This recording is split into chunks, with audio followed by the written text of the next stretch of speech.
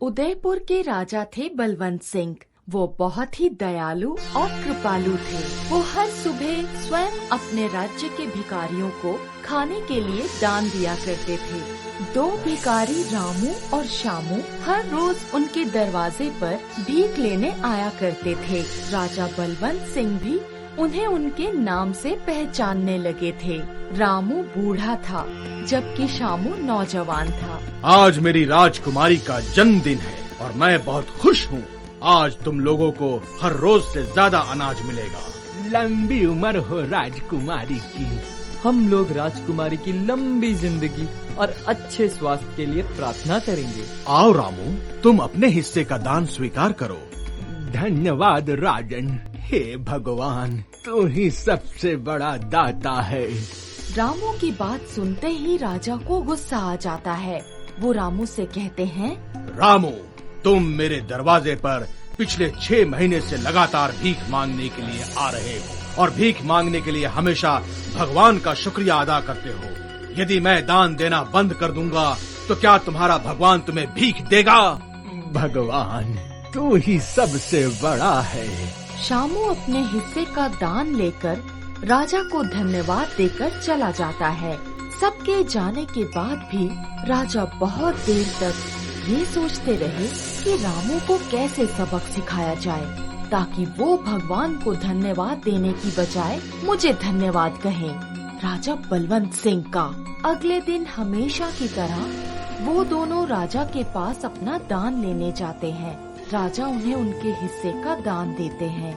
तुम्हारी इस दया के लिए तुम्हारा धन्यवाद प्रभु।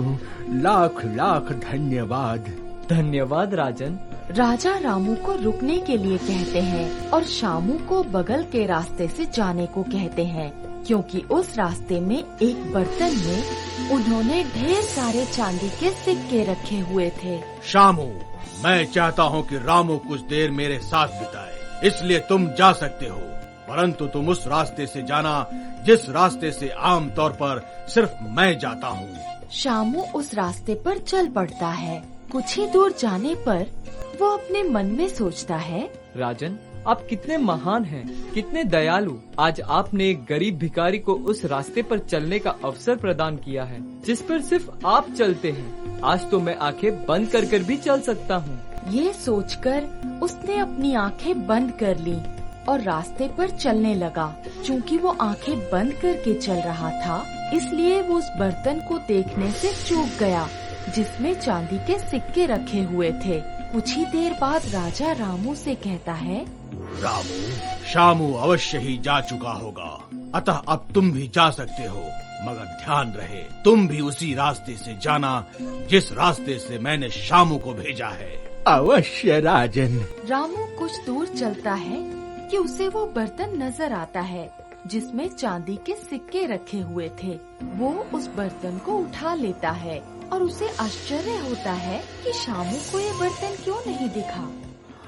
मुझे पूरा विश्वास है कि भगवान ने ये सिर्फ मुझे ही दिया है।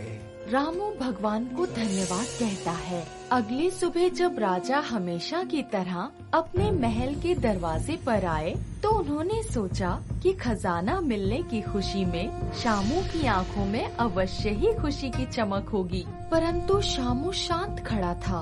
राजा अपने आप पर काबू नहीं कर सके और उन्होंने उत्सुक होकर शामू से पूछा, शामू, तुम्हारा कल का सफर कैसा था? क्या रास्ते में तुम्हें कोई चीज मिली थी? नहीं राजन, रास्ता इतना सुंदर और साफ था कि मैंने आंखें बंद की और चलता हुआ अपने घर पहुंच गया। राजा समझ गए। उन्होंने रामू से पूछा, रामू, तुम अपना तजुर्बा सुनाओ।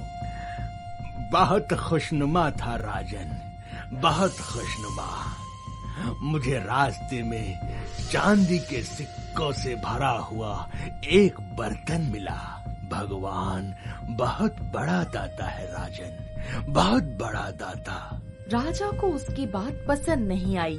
राजा ने सोचा कि किसी भी तरह रामू को ये महसूस कराना होगा कि भगवान नहीं, राजा बलवंत सिंह है दान देने वाला दाता। पूरे 1 सप्ताह तक राजा हमेशा की तरह दोनों को दान देते रहे।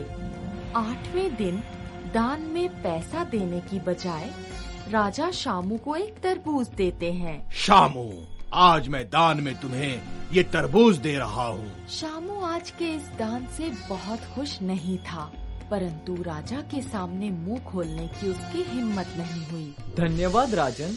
रामू, ये रहा तुम्हारा दान। भगवान बहुत बड़ा है। तरबूज लेने के बाद शामू ने सोचा कि इतने बड़े तरबूज का वो क्या करेगा, इसलिए उसे ले जाकर उसने एक फल बेचने वाले को बेच दिया।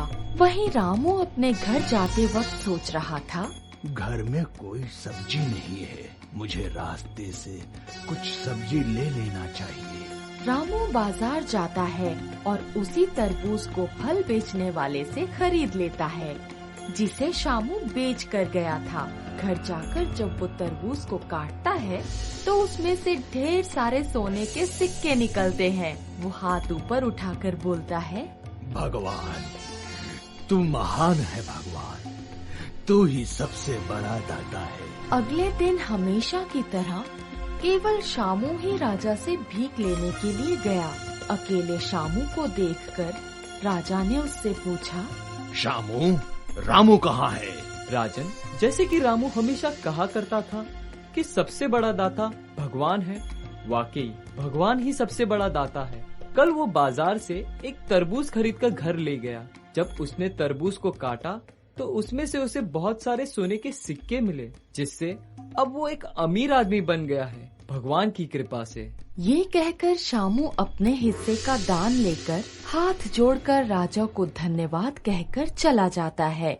उसके जाने के बाद राजा अपने दोनों हाथ जोड़कर आसमान की ओर सर उठाकर कहते हैं, हे भगवान, तू ही सबसे बड़ा देने वाला और पालन करने वाला है। हम तो मात्र तुच्छ प्राणी हैं। इस कहानी की सीख है, भगवान ही दुनिया में सब कुछ देता है, वही राज करता है। उसकी मर्जी के बिना किसी को कुछ नहीं मिल सकता।